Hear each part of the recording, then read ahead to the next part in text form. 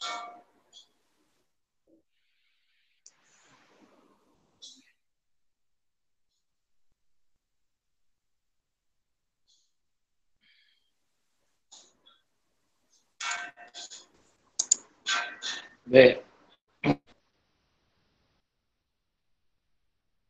أعوذ بالله من السميع العليم من الشيطان الرجيم بسم الله الرحمن الرحيم الحمد لله رب العالمين والصلاة والسلام على رسول الله الأنبياء والمرسلين وعلى آله وصحبه رب اشرح لي صدري ويسر لي أمري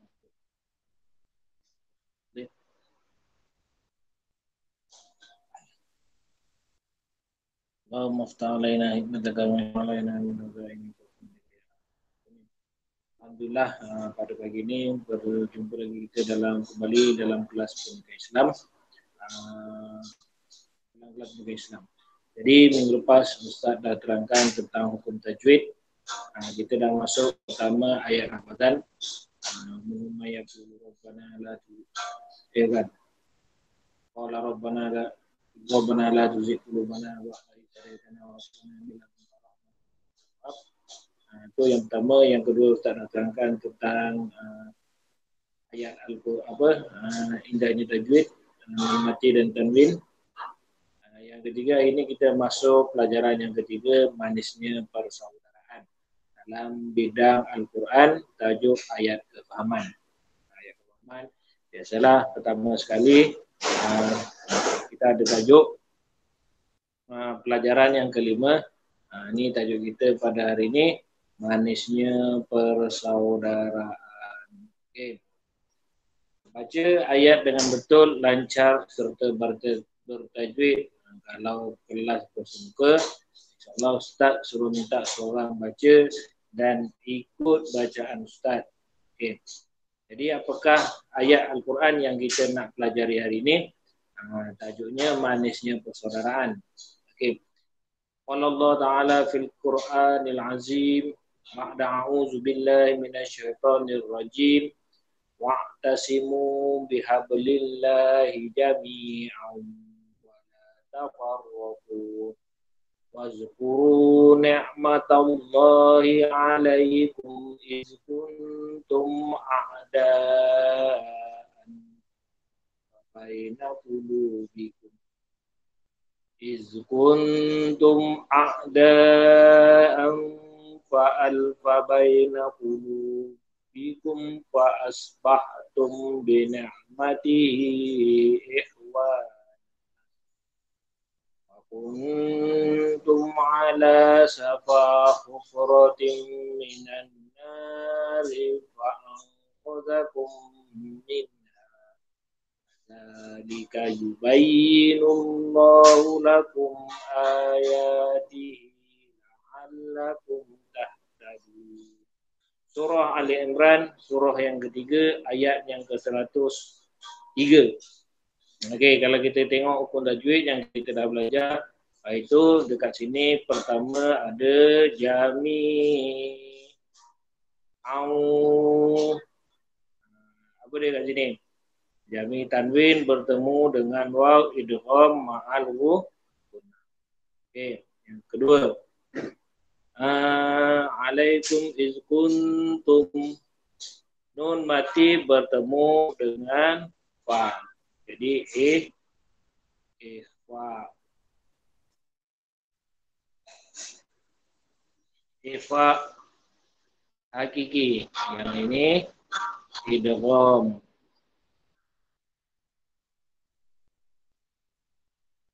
Idgham al guna. Okey. Lagi a'daan. Dekat sini tanwin bertemu dengan fa. Fa tu huruf fa. Fa qalqi kan. Okey. Baina qulubikum fa asbahtum bi ni'matihi ikhwana. Ikhwana sama tanwin bertemu waw Safa hufratin tanwin bertemu mim ma'al guna naron fa'ang tanwi nun mati bertemu fa'il ke kadzalika yubayyinullahu lakum ayatihi la'allakum tahtadun. Ini ayat bacaan dia lah. Nanti balik semua baca.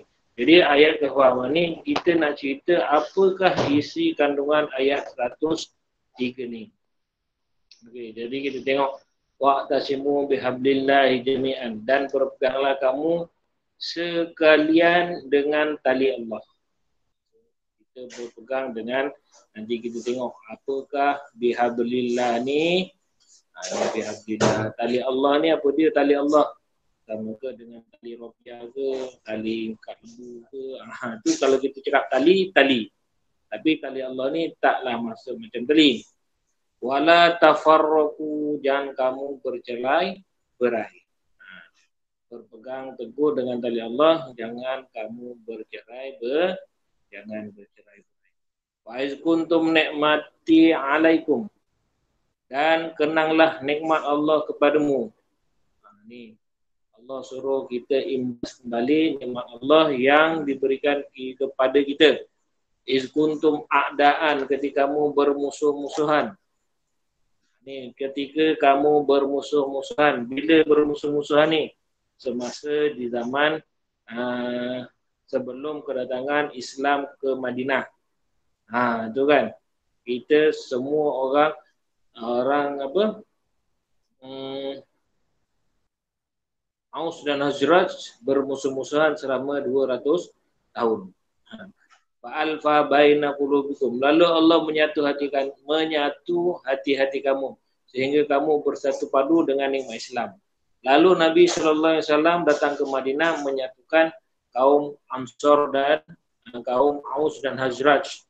Kan, Aus dan Hazraj ni bersatu padu dan mereka bergabung dengan kaum Muhajirin yang berhijrah dari Mekah ke Madinah. Jadi suruh kenang kembali. Kalau nikmat Allah dulu korang tak dapat rasai nikmat berkasih sayang, tetapi dengan kedatangan Nabi ke Madinah dapatlah orang Islam, orang Madinah dapatlah berkasih sayang. Fa asbahtum bi ni'matihi ikhwanan, maka dengan nikmat Allah itu kamu menjadi orang Islam yang bersatu padu. Dengan nikmat ini, nikmat kedatangan Nabi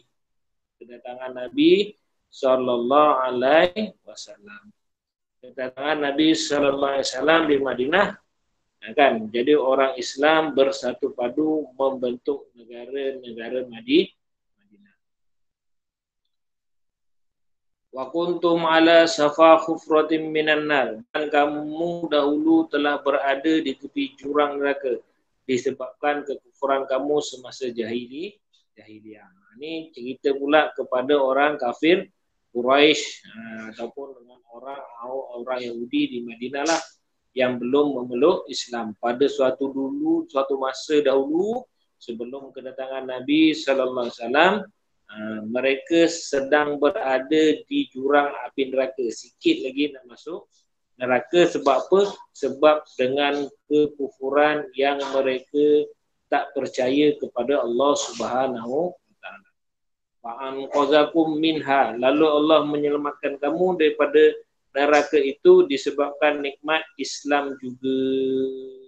Lalu Allah menyelamatkan mereka yang berada di jurang api neraka ni dengan kedatangan Nabi Muhammad SAW, iaitu nikmat Islam dan iman.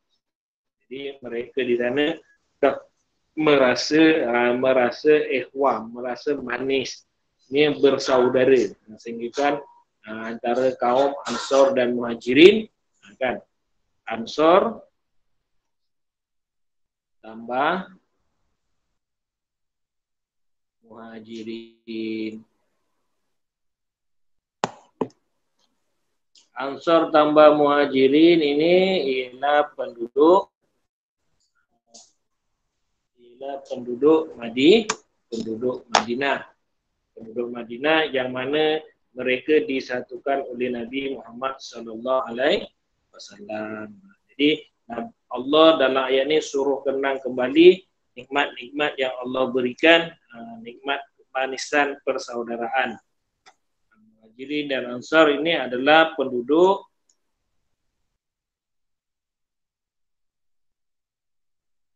Madinah. Penduduk Madinah. Kadzalika yubayyinullahu lakumul ayah. Demikianlah Allah menjelaskan kepada kamu ayat-ayat keterangannya, la'allakum tahtadun, supaya kamu mendapat petunjuk dan hidayahnya. Jadi di sini Allah nak menceritakan kita tentang satu kisah yang mana orang kita ni dulu kita kena ingat dulu kita dah ada dalam sikit lagi nak masuk api neraka disebabkan kedatangan Islam yang dibawa oleh Nabi Muhammad sallallahu alaihi wasallam. Mereka ini terselamat daripada api neraka dan mereka mendapat kemanisan iman. Okey. Inilah asbabun nuzul, sebab turunnya ayat. Dia ada kalau ayat Al-Quran asbabun nuzul. Kenapa ayat ini Allah turunkan kepada Nabi Muhammad? Nama dia asbabun nuzul. Masa jahiliyah, suku Aus dan Hazrat bermusuhan melalui agama Islam. Bermusuhan. Suku Aus dan Hazrat yang berada ni, suku dua orang ni, dua kaum ni dekat Madinah. Bermusuhan selama 200 tahun. 200 tahun kan, 200 tahun bergaduh. Melalui agama Islam, Rasulullah SAW telah berjaya menyatukan mereka. Pada suatu masa, seorang Yahudi, ini orang Yahudi lah. Orang Yahudi ni lalu buat kacau. Telah membangkitkan kembali permusuhan antara Aus dan Hazrat sehingga mereka hampir berbunuhan. Namun demikian Rasulullah SAW telah mendamaikan permusuhan tersebut, maka turunlah ayat 101 hingga 103 surah Ali Imran. Ini orang Yahudi ni batu api. Ini batu api. Batu api ni apa? Batu api yang melangkakan orang yang dah berbaik, satu sama satu dengan yang lain ni, dilagakan, kan? Dilagakan, cakap tu ginilah, sampai Aus dan Hazrat ni dia nak bergaduh semula. Sampai nak bergaduh semula, nak berbunuh. Lalu datang Rasulullah menaikkan kedua mereka dengan turunnya ayat tersebut. Jadi mereka ni insaf. Bila Rasulullah sebagai ketua negara berkata ataupun membaca firman Allah Subhanahu wa taala.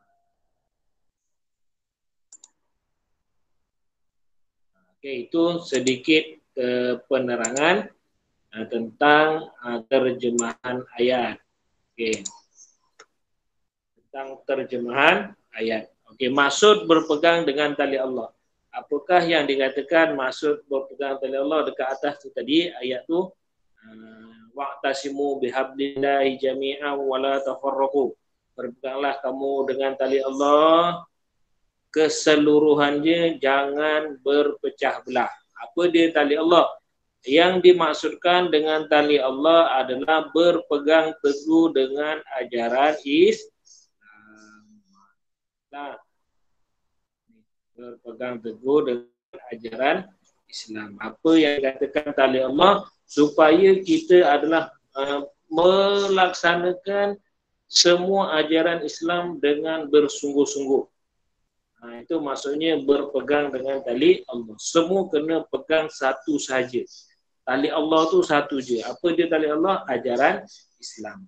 Kalau semua orang berpegang dengan ajaran Islam, maka selamatlah dia daripada perkara-perkara yang nak menjatuhkan agama Islam ataupun yang nak membuatkan permusuhan antara satu sama lain. Sebab Islam ini adalah agama rahmat.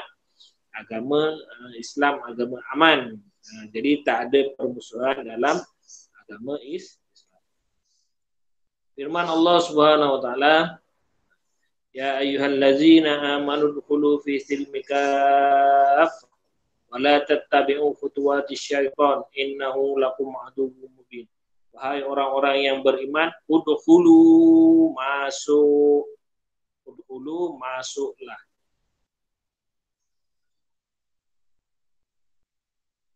Wahai orang-orang yang beriman, masuklah ke dalam agama Islam ini secara seluruhnya, keseluruhan. Masuk Islam keseluruhan. Bukannya ambil sekerat-sekerat. Ambil yang ada kena pada kita, keuntungan kepada kita ambil. Kalau tak untung pada kita tolak. Itu namanya separuh-separuh.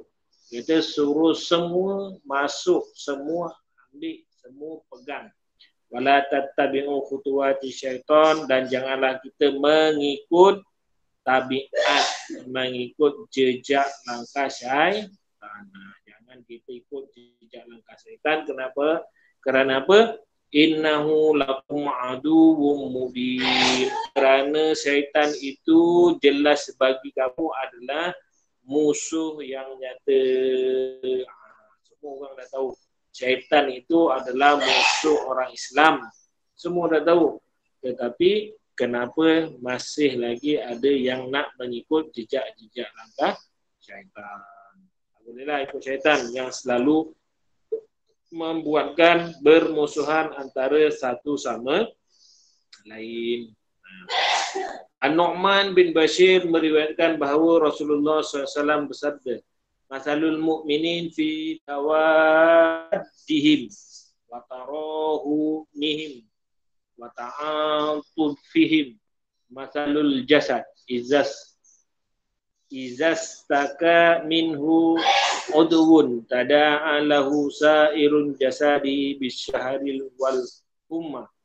Perumpamaan orang mukmin dan saling berkasih sayang, persaudaraan dan berlemah lembut adalah seumpama satu badan. Apabila salah satu daripada anggota badan sakit, seluruh badan merasakan kesakitan dan tidak lebih dan tidak lena untuk tidur. Dia kata dalam orang Islam ni dalam kasih sayang, ni satu kasih sayang, dua persaudaraan, tiga lemah lembut. Seumpama dalam satu badan. Satu badan tu macam mana? Orang kata kalau cubit paha kiri terasa paha kanan. Kalau kita sakit gigi sampai ke otak, sampai ke jantung, semua sakit. Tak lalu makan, tak lalu tidur sebab sakit gigi. Sakit kaki je yang sakit. Tapi sampai ke kepala-kepala kadang-kadang kita sakit. Begitulah perumpamaan orang Islam apabila saudara dia, saudara dia, siapa lagi saudara dia, kawan-kawan dia, apabila dia sakit, dia terasa sakit. Bukannya kalau kita tengok zaman sekarang, lantak engkau lah, tak mengena dengan aku. Itu maksudnya bukan persaudaraan dalam Islam. Jadi kalau kita rasa saudara ni kawan kita kat sebelah susah, kita pun rasa susahnya macam mana. Kalau kawan kita rasa sakit, derita, kita pun kena merasai keperitan deritaan dia. Itu menunjukkan barulah sebagai seorang saudara. Ini kita tak ambil langsung hal jiran kita, hal saudara kita, hal keliling kita. Apa pun kita tak ambil, itu bukan sifat sebagai orang Islam. Okey, jadi cara mengukuhkan persaudaraan. Jadi dekat ayat atas ini berkaitan dengan persaudaraan. Jadi ada beberapa cara untuk kita mengukuhkan persaudaraan. Pertama sekali dengan hati. Yang kedua dengan lisan, lidah. Yang ketiga dengan perbuatan. Hati ke lidah dan ke lidah ke perbuatan-perbuatan kita. Jadi ada 3 cara mengukuhkan persaudaraan dengan saudara-saudara kita, jiran kita. Yang pertama sekali, ikhlas dalam hati kita nak tolong jiran kita, nak bantu mereka dengan cara ikhlas. Tidak ada sesuatu kepentingan melainkan mentaati perintah Allah dan Rasulnya. Kita nak tolong sebab apa? Sebab Allah suruh, sebab Nabi suruh. Kita nak bantu sebab Allah suruh, Nabi suruh. Yang kedua, bersangka baik dengan jiran. Jiran tak pernah keluar, dia lah macam-macam kita kadang-kadang kan. Baru jiran kalang kabut, tu apa semua. Bersangka baik, jangan bersangka buruk. Kita dalam menjaga perasaan orang lain dengan tidak bersangka buruk kepadanya. Yang kedua, cara lisan, percakapan. Ucapan salam setiap kali bersemuka dan hendak berpisah adalah memberikan dan menjawab salam. Memberikan dan menjawab salam. Bila salam, kalau terjumpa ke mana-mana ke, bagi salam. Bukannya bahaya pun. Takut kan. Sekarang ni memang susah Ustaz tengok. Kan? Bagi salam. Jumpa je lah kat mana-mana pun. Kan? Jiran kita kat sebelah tu bawa balik bagi je salam. Itu cara kita nak mulakan. Nak mulakan macam mana nak mulakan. Kalau jiran kita Islam, kita jumpa dia kat luar, bagi salam. Kalau jiran kita bukan Islam, jumpa kat luar, kita bagilah tegur. Selamat pagi, selamat. Jangan kedekut. Ni sekarang kita tak tahulah. Jiran sebelah pun tak pernah bertegur siapa. Okey. Yang kedua, bertegur siapa? Tegur siapa? Tegurlah. Lama tak nampak. Jangannya kita sombong. Kalau orang lain sombong tu tak apa. Jangan kita yang sombong. Kalau kita tegur orang tak apalah. Ini kita tegur dia kita. Dia tak jawab apa ke. Tegur kawan kita, dia tak jawab. Jangan kita yang mulakan. Orang lain tu biar orang lain. Kita fikir diri kita. Again. Membantu mereka perbuatan, membantu mereka ketika mereka memerlukan pertolongan. Bantuan ini dapat merapatkan hubungan baik antara sesama insan. Kalau dulu sebelum ni dah lepas banjir kan. Jadi kita tengok ramai yang banjir. Sekarang ni pun COVID. Kalau jiran susah, siapa susah, bantulah sedikit mana yang kita mampu. Menunaikan solat berjamaah. Ni pun cara nak merapatkan. Pergilah sembahyang dekat surau, dekat masjid. Ada program ceramah, ada program apa. Pergi sana, pergi tengok. Boleh kita tengok orang lain bertegur siapa.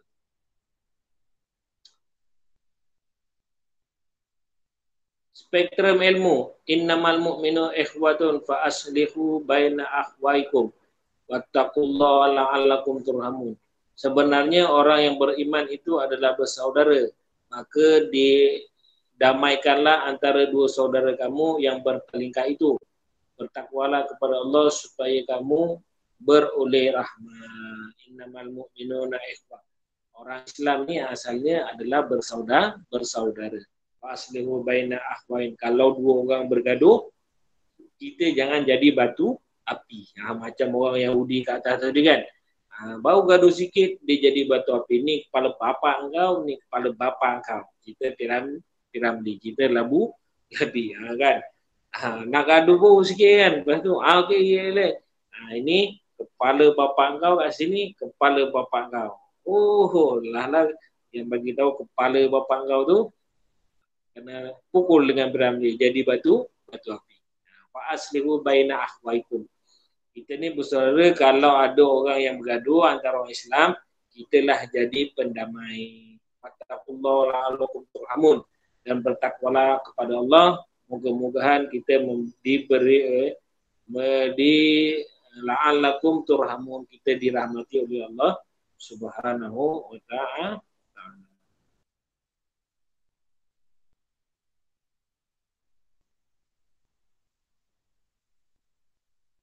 Again. Seterusnya, apakah hikmah persaudaraan dalam Islam? Apakah kelebihan kalau kita melakukan kebaikan dengan saudara-saudara kita, persaudaraan? Hikmah kepentingan yang pertama sekali dari segi individu apa yang kita dapat, memupuk rasa persaudaraan dan kasih sayang kepada anggota keluarga dan sesama saudara Muslim yang lain. Ini memupuk kasih sayang. Terdapatlah kasih sayang. Okey. Yang kedua, menenteramkan jiwa kerana semua orang saling menyayangi. Jiwa tenteram.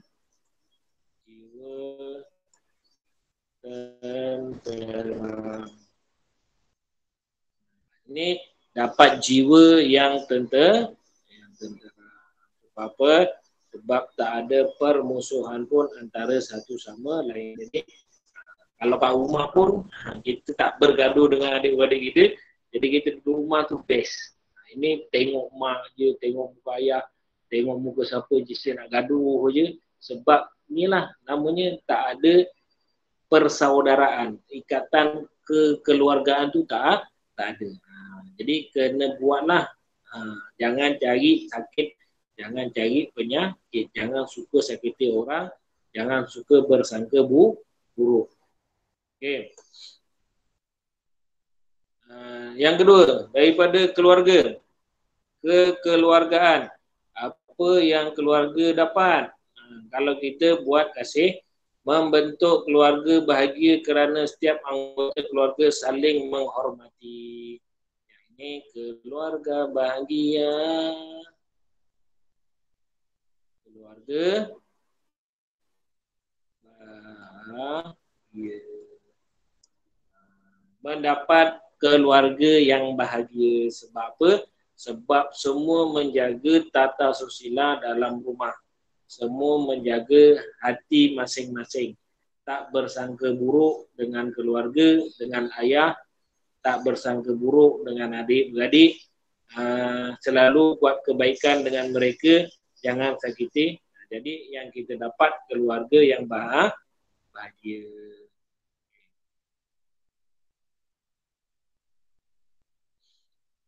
Mengeratkan hubungan silaturahim dalam keluarga kerana telah dididik dengan adab dan tata susila yang baik. Jadi apabila keluarga bahagia, kat sini pun membentuk silaturahim yang kuat. Kan? Silaturahim.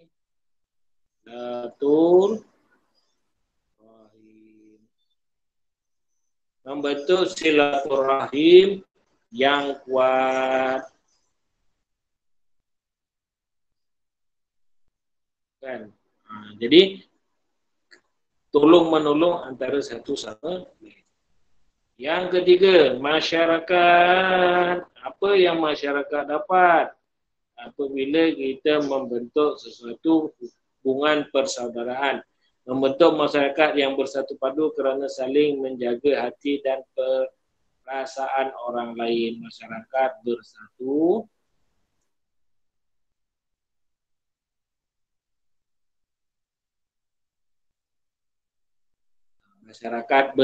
padu.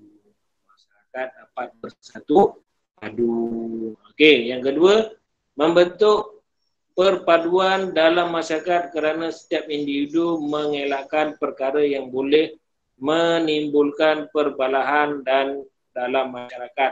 Ini tidak ada pergaduhan. Okay.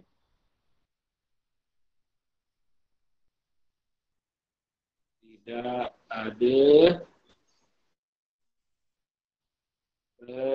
bergaduh. Jadi kalau semuanya dah baik-baik, dekat masyarakat pun tak adalah yang saling bergaduh antara satu sama lain.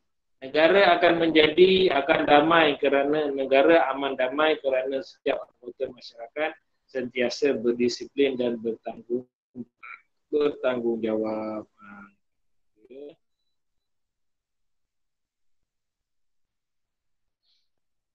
Okey, negara. Apa pula lah ni?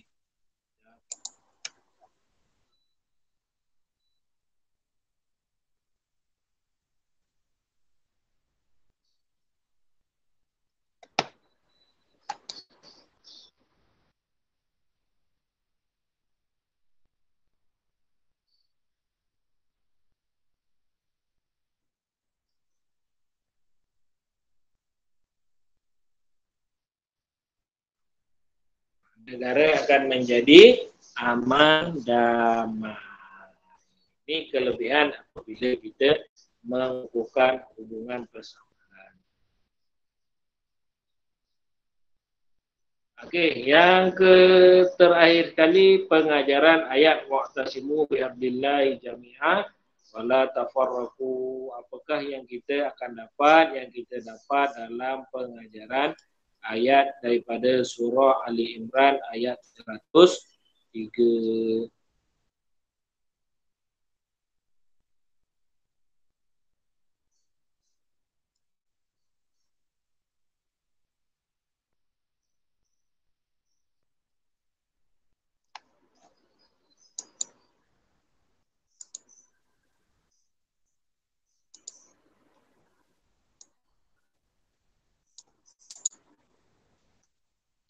Okey, jadi pengajaran ayat bertanggungjawab menjaga perpaduan dalam masyarakat kerana Islam menyuruh umatnya berpegang teguh ajaran agama, tidak berpecah belah. Ini yang pertama, tanggungjawab.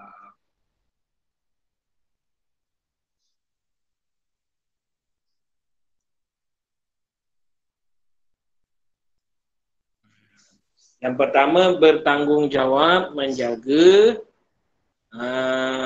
perpaduan antara satu sama lain di kalangan masyarakat supaya tidak berpecah. Yang kedua, menjaga image.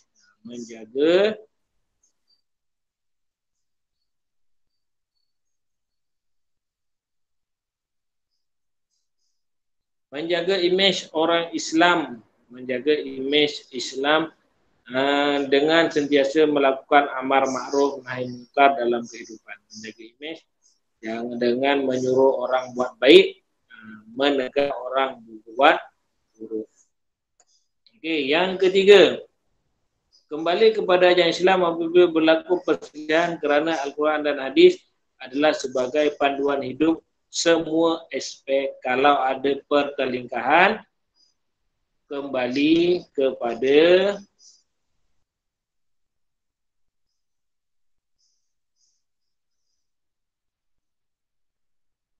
ajaran Al-Quran dan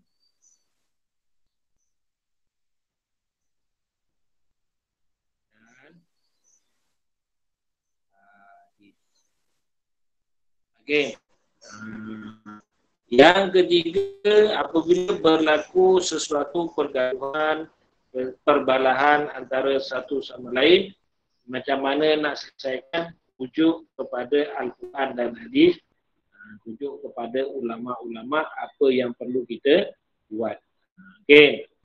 Yang keempat, sentiasa berusaha mengeratkan persatuan dalam Islam kerana tuntutan agama menepati naluri manusia. Ini tuntutan mengeratkan persaudaraan.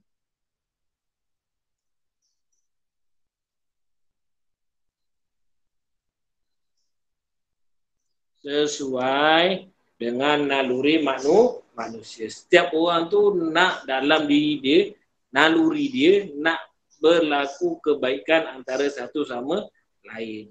Bestnya tengok orang baik-baik. Itulah tu yang kita nak. Tu naluri dalam diri, tak ada seorang pun yang suka nak bergaduh dan sebagainya. Kan? Yang sentiasa berdoa agar kekal dalam Islam telah menerima hidayah. Kepada Allah tuzik qulubana ba'da idh hadaitana hab lana min ladunka rahmah innaka antal wahhab. Yang kita belajar itu. Jadi tajuk ini adalah cara macam mana kita nak mengukuhkan persaudaraan antara satu sama lain supaya kita hidup lebih aman dan damai bertepatan dengan ayat Al-Quran. Ayat Al-Quran suruh kita berpegang dengan ajaran Allah supaya kita mendapat kebahagiaan hidup di dunia aman dan damai, tidak ada pergaduhan. Kalau kita nak gaduh, kena ingat semula dulu kita ni Allah jadikan umat manusia sebelum kedatangan Nabi, Allah jadikan mereka saling bergaduh dan berada di jurang api neraka. Adakah kita nak macam tu? Kalau kita tak nak macam tu, jadi kena ingatlah perintah Allah supaya kita mencari kebahagiaan, mencari macam mana cara kita nak mengukuhkan persaudaraan antara keluarga, antara adik-beradik, antara jiran, antara orang Islam. Jadi ada dia dan intisari ayatnya apa yang kita dapat daripada ayat wa'tasimu bihablillahi jami'an. Mungkin setakat itu saja untuk kelas hari ini. Sekejap lagi nanti Ustaz akan bagi latihan berdasar dalam Telegram untuk jawab soalan. Kemudian tulis dekat kertas, dah tulis jawapan berdasarkan video ini. Nanti Ustaz bagi link sekali buku teks. Jawab soalan, kemudian screenshot ataupun ambil gambar, hantar personal kepada Ustaz melalui Telegram. Semua ada kan Telegram kan? Semua dah masuk dalam grup Telegram. Jadi itulah grup rasmi Pendidikan Islam Tingkatan 2. Okey, setakat itu saja untuk hari ini. Ustaz akhiri, wabillahi taufiq wal hidayah. Assalamualaikum warahmatullahi wabarakatuh.